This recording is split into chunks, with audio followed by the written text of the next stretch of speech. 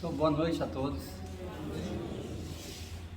Satisfação para nós estar aqui para a gente conversar sobre esse tema, sobre Deus, e a gente considera que tem nada mais importante. É a base de tudo. Né? Deus é sobre o que nós apoiamos, né? Para tudo que a gente vai fazer, a forma que a gente vive, é a existência de Deus. Então, eu acredito que para todos que se encontram aqui, a existência de Deus não se questiona. No entanto, muitas vezes a gente vai conversar com as pessoas e a gente precisa ter alguns argumentos para que a gente possa, às vezes, até ser útil, né? Às vezes ajudar. Né? Então, nós vamos conversar um pouco sobre Deus segundo o Espiritismo. Né? Mas antes disso, acho que é interessante a gente fazer uma rápida introdução e lembrar que a existência de Deus, ela é, para nós seres humanos, muito antiga. Né? Sempre nós carregamos essa noção no nosso interior da existência de Deus. As formas que a gente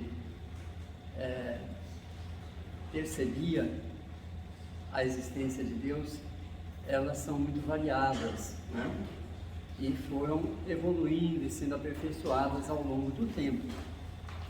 Lembramos que nós acreditávamos em uma multiplicidade de deuses, deuses dos fenômenos naturais, né? Deus trovão, Deus de fogo, Deus da montanha, Deus da chuva, mas é um sentimento que carregávamos, né, sobre a existência de Deus.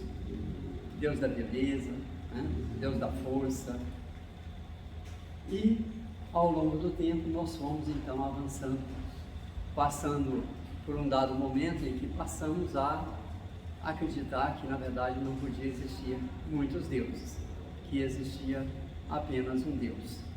Mas a gente ainda acreditava que esse Deus era um Deus punitivo, era um Deus vingativo, nervoso, né? E aí a gente desenvolveu a noção de que a gente precisava temer a Deus, né? Ter medo de Deus.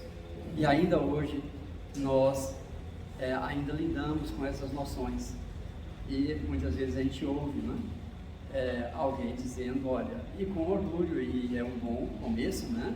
Dizer, olha, eu sou temente a Deus.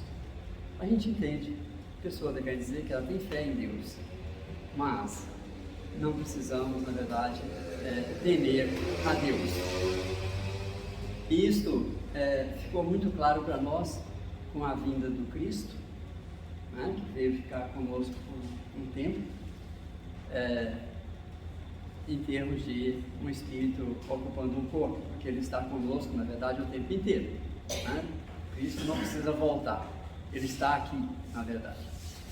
E foi com o Cristo que, desafiando os costumes sociais da época, as leis da época, ele ousou então chamar Deus de Pai. Né? Mais do que isso, ele usou uma palavra, né, em hebraico, que é Abba, né? E Abba significa paizinho. Então, ele mostrou com isso uma intimidade muito grande com Deus. E isso criou um mal-estar na época, né? Porque se dizia que a gente tinha que temer a Deus. E como ele usava ser tão próximo de Deus, né? Ao ponto de chamá-lo de paizinho, né? Uhum. Então, ele trouxe para nós essa noção de um pai que não precisava ser temido, já que ele tinha tanta proximidade com ele. E ele dizia que o pai não era dele, o pai era nosso, né? É tanto que na oração que ele nos ensinou, ele diz, Pai nosso, e não meu pai. Quando ele se referia às vezes a meu pai, é porque ele tinha que falar dessa forma, mas não porque ele trazia uma ideia de exclusividade do pai. Então, com o Cristo, a gente veio a entender que Deus, na verdade, é um pai amoroso, é um pai de bondade, né? É um pai que nos quer muito bem e que jamais sequer vai nos punir. Não existe para Deus a punição. Existem sim as leis naturais, que Deus criou para que a gente pudesse ser beneficiado no nosso processo evolutivo. Então, nós vamos conversar um pouco sobre como o Cristo anunciou. Ele dizia o seguinte: olha, eu não posso ensinar a vocês tudo agora, vocês não têm ainda o vocabulário para me ouvir sobre tudo, então eu vou ensinar algumas coisas, mas eu prometo que num dado momento eu mandarei o Consolador prometido, E mais do que mandar, ele veio trazer, porque ele conduziu todo o trabalho de codificação da doutrina espírita. E com o Espiritismo, então, nós viemos a ter a oportunidade de compreender ainda muito mais sobre Deus. Então a gente queria conversar um pouco com vocês hoje sobre isso, Então, veja, como a gente já comentou, a ideia de Deus, ela não é uma ideia nova, é uma ideia que nós carregamos desde os inícios dos tempos, desde os princípios dos tempos, que a gente quer dizer com isso, desde que a gente começou a se tornar um espírito, que nós já estagiamos, nós sabemos, por diversos reinos, até chegar ao ponto em que a gente pode ser classificado, categorizado como um espírito, um ser de pensamento contínuo, um ser que já carrega as condições necessárias para assumir a sua própria vida, para usar a inteligência, a capacidade de raciocínio. E aí nós encontramos uma frase interessante, nesse sentido, que Leon Denis, ele nos resume dizendo o seguinte: outrora Deus foi homem, hoje Deus é Deus. O que ele quer dizer com isso? É que por muitas vezes nós fizemos Deus ao contrário, Cristo nos convidou que a gente fizesse a semelhança de Deus, mas o que nós fizemos foi o contrário.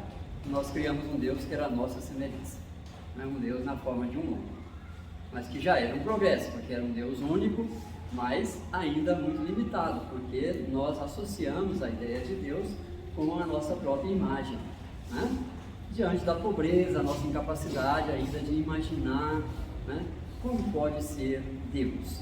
Então nós criamos uma imagem de Deus como um homem de barba, sorridoso, de ar bondoso. Já é um progresso na nossa forma de ver Deus. Porém, é isso que Leon Denis quis dizer, outrora, no passado, nós víamos Deus como um homem. Agora, nós já começamos a ver Deus como Deus. Quer dizer, Deus não é um homem. Nós vamos ver que Deus não tem forma, Deus não fala, Deus não é um ente como nós, Deus é muito mais do que isso. E a gente se pergunta, mas afinal, o que é Deus? Então vamos conversar um pouco sobre isso ao longo aqui desses slides. Então, qual é a concepção espírita de Deus? Porque nós vimos que Deus para nós era um ser humano, era um homem, e aliás a gente pergunta por que um homem, por que não uma mulher? Devido à nossa cultura, que a gente tinha essa forma de pensamento, em pensar que o homem comandava tudo, portanto Deus tinha que ser um homem, e a gente pergunta por que não criamos Deus como sendo uma mulher, talvez seria mais acertado. Bom, então Kardec, ele pergunta, a primeira pergunta que ele faz e que compõe o livro dos Espíritos, a primeira pergunta que ele faz, observa, ele pergunta o seguinte: que é Deus?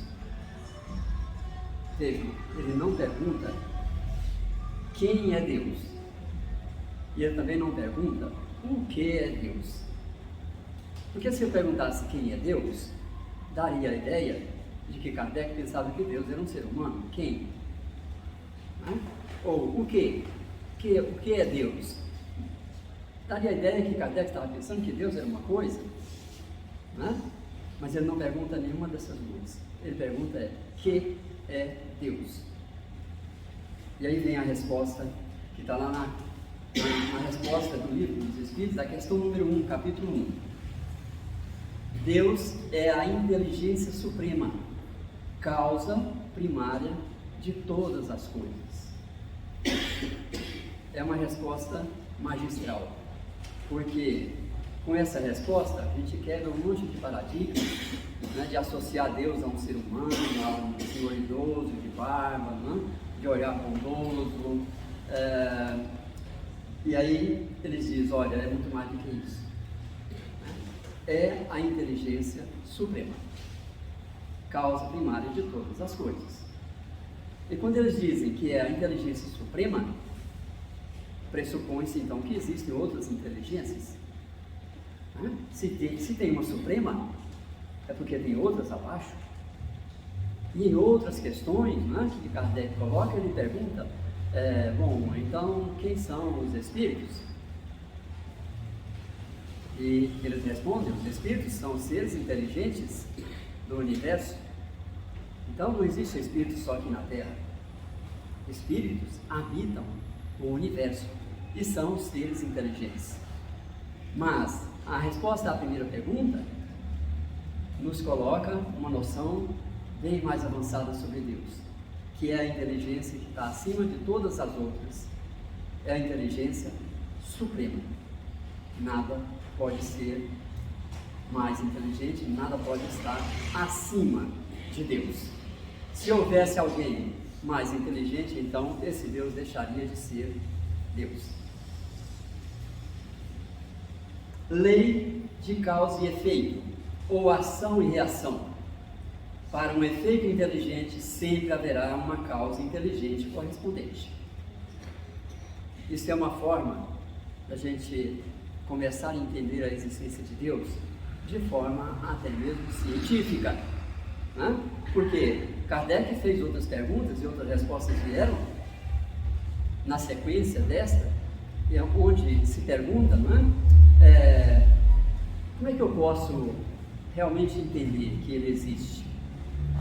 E eles disseram, os espíritos responderam, ora, você pode usar, usando uma palavra, né, científica, um corolário, quer dizer, é uma forma de uma regra que vocês usam no cotidiano, né? No cotidiano vocês usam essas regras. Newton, por exemplo, estabeleceu as suas leis, né? E através das leis de Newton, que era um físico, a gente passa a entender muita coisa da natureza. E aí, eles convidam a gente a usar uma das leis do próprio Newton, para a gente entender a existência de Deus. Quando se estabelece que não existe nenhuma reação sem uma ação. Não existe nenhum efeito sem uma causa. E quando nós olhamos tudo que está ao nosso redor, isso é um efeito, ou são efeitos. E onde está a causa destes efeitos?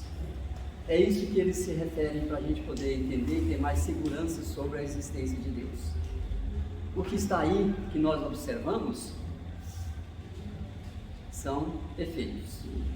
E atrás desses efeitos tem uma causa. Bom, se nós olhamos para a grandeza do universo, será que a causa de tudo isso somos nós? Que são os seres inteligentes do universo? Será que nós podemos ter essa pretensão? De que nós somos a causa de tudo que está aí? Já que existe essa regra, todo efeito tem uma causa. Toda essa riqueza universal que a gente consegue observar um pequeno detalhe aqui ou ali, tudo isso tem uma causa maior, para que seja a causa criadora de tudo isso. Então a existência de Deus é algo que a gente pode dizer que é científico, né? Quando a gente usa as próprias leis que a gente usa no nosso dia a dia, no nosso mundinho científico, para dizer o seguinte: olha, é a única forma de entender tudo isso, é que atrás dessa criação tem que existir um Criador, e esse Criador é muito maior do que tudo isso. Tem um livro que foi escrito por um dos maiores físicos de todos os tempos, né, que desencarnou no tempo, Stephen Hawking, e ele, um grande teórico, né, um grande pensador. Então ele escreveu um livro e ele colocou lá na primeira capa do livro, né, neste livro, o autor pretende revelar a mente de Deus, né? O Haroldo Dutra, que é um grande palestrante, ele diz o seguinte: olha, quando eu li isso, eu tive vontade de sorrir, né? Esse grande físico sequer compreendeu uma ínfima parte do universo, né? Sequer compreendeu aquilo que ele mesmo propôs, né? A teoria dos buracos negros, coisas dessa natureza. Ele não consegue compreender sequer um detalhe do universo, e coloca no seu livro que tem a pretensão de entender a mente de Deus, né? É para sorrir, né? Tamanha a arrogância e a prepotência, né? Como nós podemos entender a mente de Deus, né? Ainda não é possível para nós, não temos ainda a capacidade de entender a mente de Deus, né? A gente pergunta, quando nós vemos as coisas, né, nós estamos hoje, bom, eu estou vendo vocês estão me vendo, né? Por quê? Porque tem luz no ambiente, a luz ela incide sobre um, sobre o outro, reflete, sensibiliza os nossos olhos, mas isso acontece em uma dada faixa visível para nós, é uma faixa estreita daquilo que está sendo iluminado, né? Certamente aqui dentro da casa, nesse momento, nós temos uma multidão de espíritos que não estão ocupando um corpo, eles estão aqui junto de nós. Alguns entre nós podem ter a faculdade de vê-los, mas a maioria de nós não temos a capacidade de vê-los. Mas eles existem, eles estão aqui seguramente, nós conversamos com eles, né? Eles nos trazem informações que permitem a gente se assegurar da existência deles, porém a gente não vê, né? E por que não vemos? Porque não vemos toda a faixa que a luz está iluminando esse ambiente, nós vemos só uma faixa estreita daquilo que está sendo iluminado. Existe uma grande faixa que nós não vemos. O pernilongo, ele vê numa faixa diferente da nossa, por isso ele nos localiza com tanta facilidade à noite, porque nós emitimos, né, luz numa faixa que a gente não vê, mas ele vê, ele percebe, né? Por que estamos comentando isso? Ora, se a gente é tão impotente para ver as coisas, é devido à limitação dos nossos sentidos, né? Nós temos o sentido da visão, nós temos o sentido do olfato, né? E outros mais, os 5 sentidos, tato, mas eles são ainda muito pobres para a gente ver coisas tão grandes. Então, numa outra pergunta, Kardec pergunta: é permitido ao ser humano ver a Deus?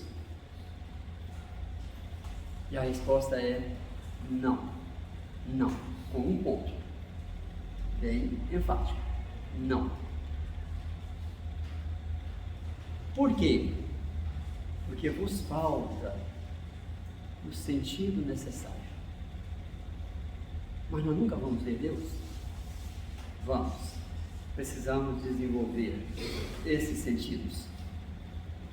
E pergunta-se: existem alguns espíritos que podem ver a Deus? Sim, os espíritos evoluídos, né? Espíritos muito iluminados já conseguem ver a Deus. Agora, será que eles veem Deus como um ser humano? Uma imagem? É assim que nós sabemos ver. E se nós ficarmos procurando Deus na forma de um ser humano, realmente nós nunca vamos ver. Nós temos que desenvolver os nossos sentidos para que um dia a gente possa perceber. E, além de desenvolver os sentidos, nós temos que desenvolver também a nossa compreensão sobre Deus, que ainda é muito limitada. Hoje, graças a todos os ensinamentos que o próprio Cristo nos enviou através do Espiritismo, nós já conseguimos entender muito mais. Por exemplo, que Deus não é um ser humano. Deus é muito mais do que isso, né? Deus nos envolve a todos, ao mesmo tempo que nos permeiam a todos, né? Nós estamos imersos em Deus. Existe uma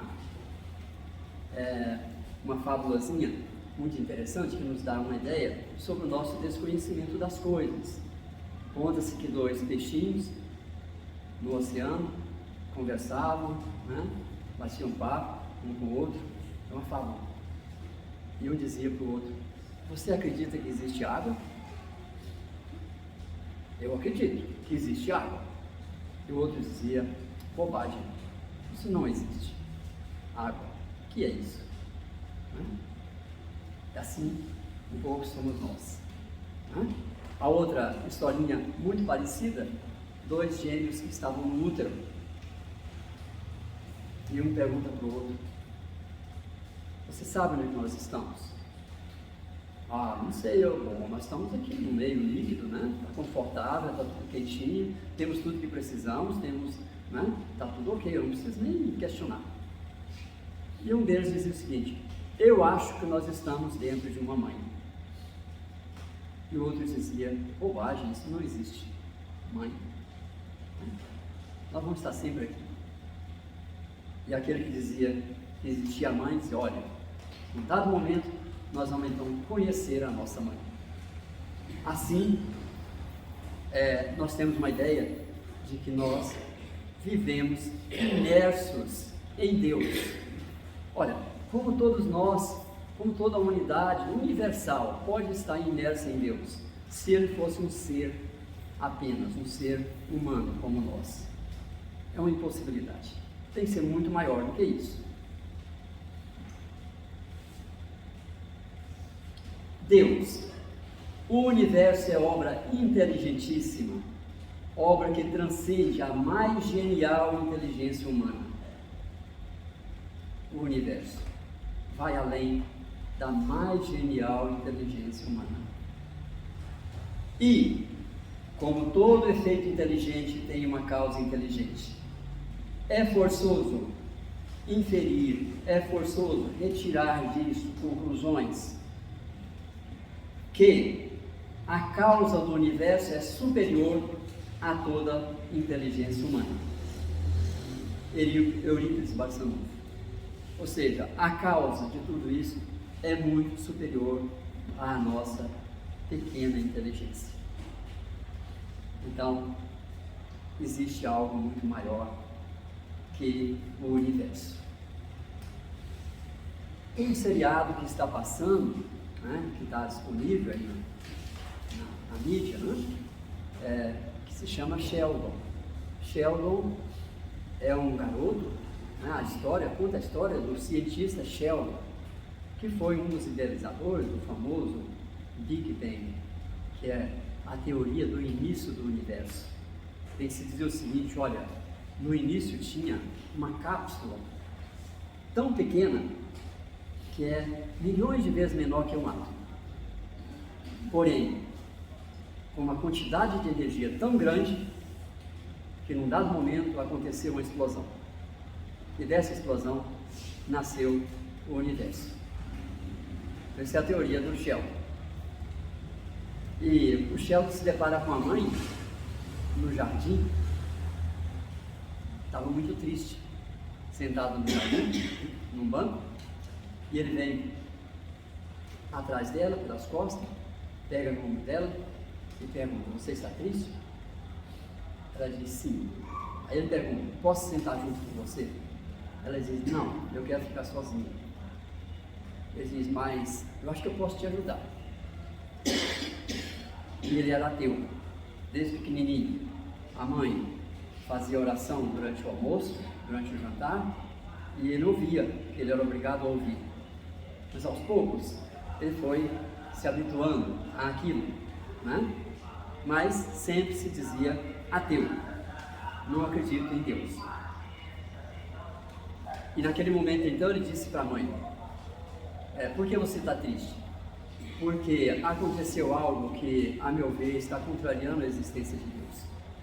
A filha do nosso amigo sofreu um acidente, muito jovem, 14 anos, e veio a falecer.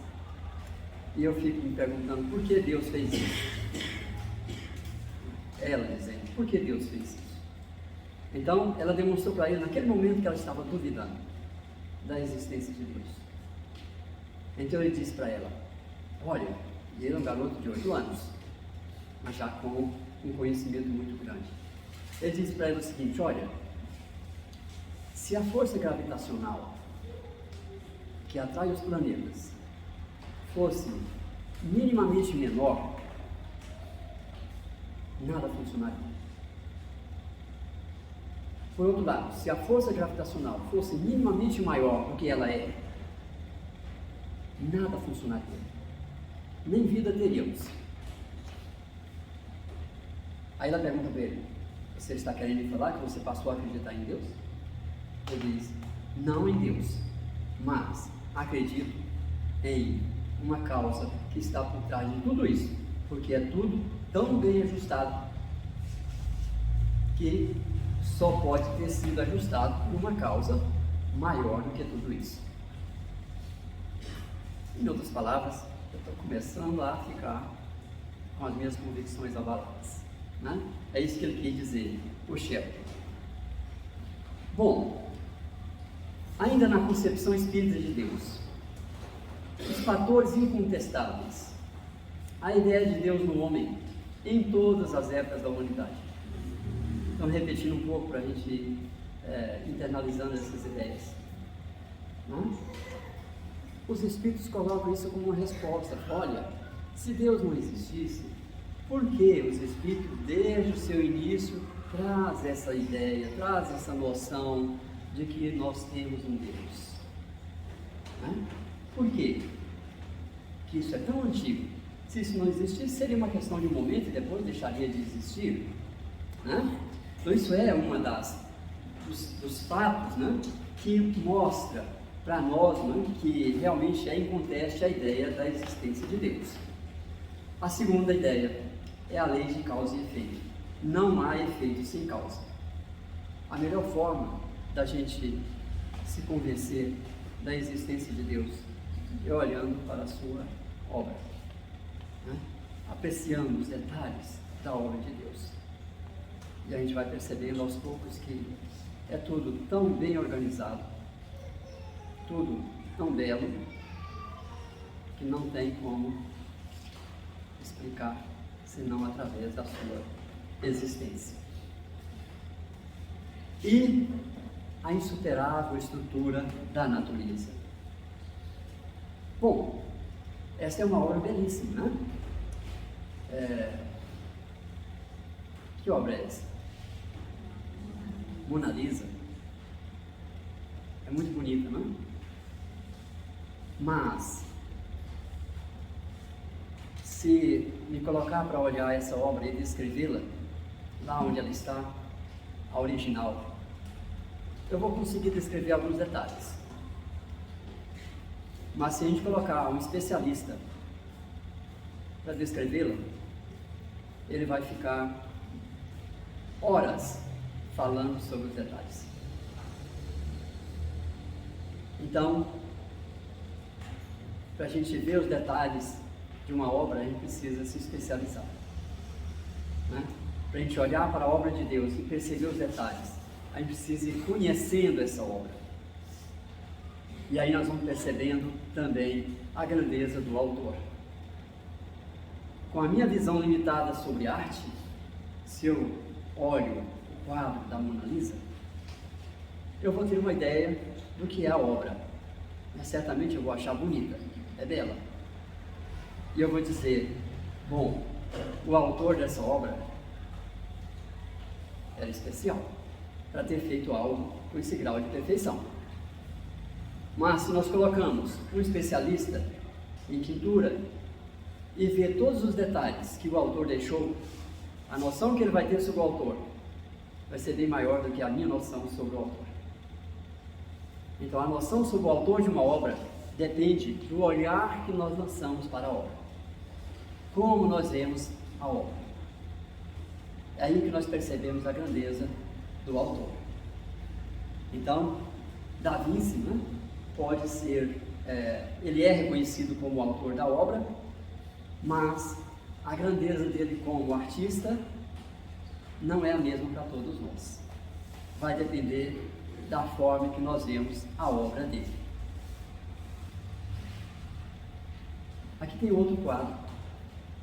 Vocês conhecem esse quadro? Esse quadro ele chama A Noite Estrelada. Né? Eu peguei só uma parte dele para ampliar um pouco os detalhes. E o autor desse quadro, vocês lembram quem é? Vincent Van Gogh. Né? É o Van Gogh. O que impressiona nesse quadro é que ele foi visualizado à noite e ele foi pintado à noite, né, de um quarto onde ele ficava já bastante afetado pela sua saúde mental, e ele pintou esse quadro então à noite. E o que impressiona é que ele via detalhes como essa movimentação da atmosfera terrestre, né, dá para ver ali no desenho. Olha lá embaixo a cidade e em cima a atmosfera. Então ele desenhou a cidade e desenhou o que ele estava visualizando na atmosfera. A gente não pode ver isso à noite, mas ele via. Então são detalhes que estão na obra que mostram a grandeza do autor. Vejam que são dois exemplos de obras que nos mostram o tamanho do autor, a capacidade do autor. E são apenas dois quadros. Agora olhemos para todo o universo, essa imensidão impensável. Né? Essa imensidão não cabe no nosso raciocínio. Ele é pequeno para a gente absorver toda a imensidão do universo. Qual o tamanho do autor? Tem que ter um autor. Né? Isso é uma regra, é um corolário. Todo efeito tem uma causa. O universo tem que ter uma causa. E essa causa é maior, ela supera o próprio universo. E aí, às vezes a gente ouve que isso é obra do acaso. Né? Aí, um quadro que hoje a gente já consegue ver a distância através de imagens de satélite, né? E a gente vê esse planeta tão belo e às vezes a gente diz, olha, isso é obra do acaso. Mas a gente tem segurança. O acaso não produz absolutamente nada. Né? Nada é por acaso. Tudo tem uma razão de ser. Tudo que é efeito tem uma causa. E uma causa bem determinada. Não existe o acaso. Bom, isso também é obra de Deus. Então, dá para ter uma ideia da grandeza do autor. Ah, mas o autor foi a mãe e o pai. Será? Né? É de se entender que a mãe e o pai são instrumentos. Todos nós, pessoal, todos nós somos adotivos. todos nós, os nossos pais nos adotaram, os pais encarnados. O Pai é um só, de todos nós, da grande família. O Pai é Deus, é o Criador de tudo isso. Uma mãe carrega uma criança, né, no ventre. É uma das mais belas obras que transformam recursos naturais, que vai transformando isso, dando origem a esse tipo de obra, né? Atrás disso tem todo um conjunto de regras que o processo transformativo no útero da mãe vai seguindo essas regras, e elas são grandiosas, porque essas regras dão origem a seres como esses, como nós, que é algo extremamente desenvolvido, extremamente perfeito, que foge completamente à nossa própria compreensão. Nós não compreendemos a nós mesmos, né? Os médicos com os conhecimentos mais avançados entendem muito pouquinho sobre nós, sobre ele mesmo, porque a obra é muito perfeita, né? Imagina a obra universal, com todas as suas regras perfeitas, não é? Então, é aí que está a grandeza de Deus. A teoria do Big Bang, tudo represado num óvulo, né, que explode, aí vem o que nós já comentamos, um fenômeno produzido espontaneamente. São teorias, são formas de busca, é o ser humano buscando entender tudo isso, mas ainda de uma forma muito pequena. Aí vem alguns dizeres para a gente encerrar. O que diz Pasteur? Pasteur, né, foi um bacteriologista francês, ele que criou o processo de pasteurização, vem em questão do mundo inteiro, e ele dizia o seguinte: um pouco de ciência nos afasta de Deus, muita ciência nos aproxima de Deus. Então, quando a gente vê o ateísmo associado à ciência, que é muito frequente, devido ao processo histórico, né? Num dado momento a religião perseguia a ciência, depois a ciência passou a ter autonomia, ela dizia: eu não quero saber de religião. Então, essas contendas, né, que vão sendo coimadas, que vão sendo trabalhadas ao longo do tempo, né? E é nisso então que Pasteur coloca: muita ciência nos aproxima de Deus. Por isso Einstein dizia no final da vida dele: se eu não admitir que existe Deus, então nada faz sentido. Nada faz sentido. O materialista não consegue demonstrar que Deus não existe, né? Eles podem dizer: mas quem acredita em Deus também não consegue demonstrar que Ele existe. Mas está aí o que a doutrina nos traz, inclusive usando uma lei da própria física, uma lei de causa e efeito. Agostinho, que ele colocava: quando me perguntam o que é Deus, eu não sei, mas se não me perguntam, aí eu sei, né? Se perguntam, eu me perco. Se não me perguntam, eu sinto Deus ao meu redor, eu sinto que eu estou imerso, né? É um pouco do que ele queria dizer. Para finalizar, o que colocam os Espíritos em resposta, lá no Livro dos Espíritos, na questão número 14: Deus existe, não podeis duvidar disso. Isso é uma pleiade de espíritos comandada pelo próprio Cristo, que está respondendo. Não são espíritos quaisquer, são seres muito evoluídos, que está nos aconselhando, dizendo o seguinte: não duvidem disso, Deus existe. E eles ainda dizem mais: isso é o essencial, não deveis ir além, não fica mexendo muito, não vos percais num labirinto de onde não podereis sair, vocês vão se perder. Estudai vossas próprias imperfeições, se preocupem com isso antes de tudo, estude a si mesmo. Estudai vossas próprias imperfeições, isso vos será mais útil do que querer penetrar no que ainda para vós é impenetrável.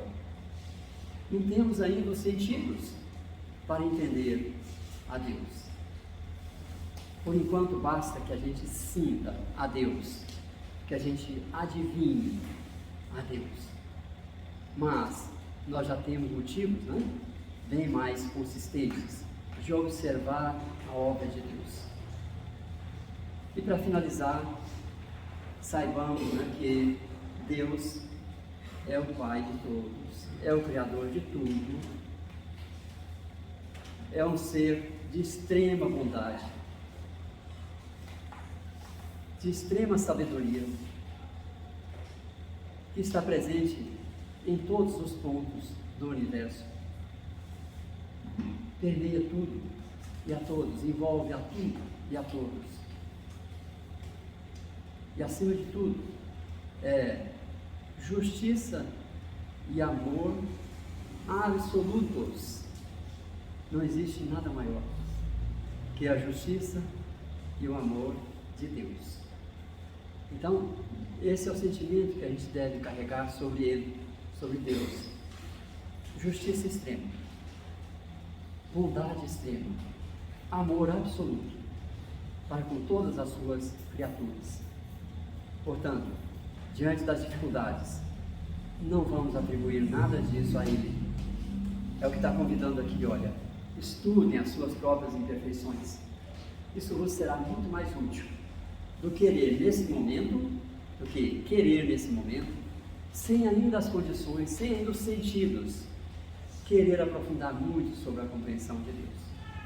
Isso não é uma apologia, não é um convite ao cultivo da ignorância. Não.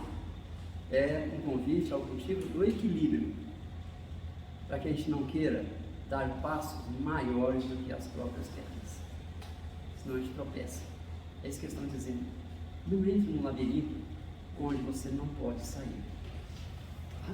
Entenda, Deus existe, é toda bondade, é justiça absoluta, e isso basta. E vamos nos preocupar um pouco mais em conhecer a nós mesmos. E com isso nós vamos também conhecendo a Deus, porque nós somos obras de Deus. Então, é isso que a gente queria comentar com vocês, sobre um tema que consideramos de máxima importância na casa espírita, nas nossas vidas, né? Que é a gente pensar sobre Deus, tentar entender cada vez um pouco mais sobre Ele. Vamos então fazer a nossa oração? Vamos juntos pensar em Deus, agradecer a Ele por todas as benesses que nos são concedidas, e a maior delas é poder estar falando e pensando sobre Ele, para que assim a gente consiga manter maior sintonia, maior intimidade, maior proximidade com Ele no nosso cotidiano. E se tivermos isso, proximidade com Deus, nós temos tudo que precisamos. Pedindo a Ele então que abençoe os trabalhos dessa noite, o passe, os desenvolvimentos mediúnicos, e que cada um que aqui se encontra possa receber nesse momento as bênçãos do alto, e que possa retornar para os seus lares em paz, em harmonia, fortalecidos e imbuídos do sentimento de fé no nosso Pai. Também vamos lembrar dos nossos familiares e de todos aqueles irmãos aos quais dirigimos nossos pensamentos, para que Deus os abençoe nas suas lutas, nas suas pelejas, nos seus cotidianos. Que Deus nos abençoe a todos, muito agradecidos, logo na nossa sequência aos trabalhos, passando para o trabalho de paz. Que assim seja.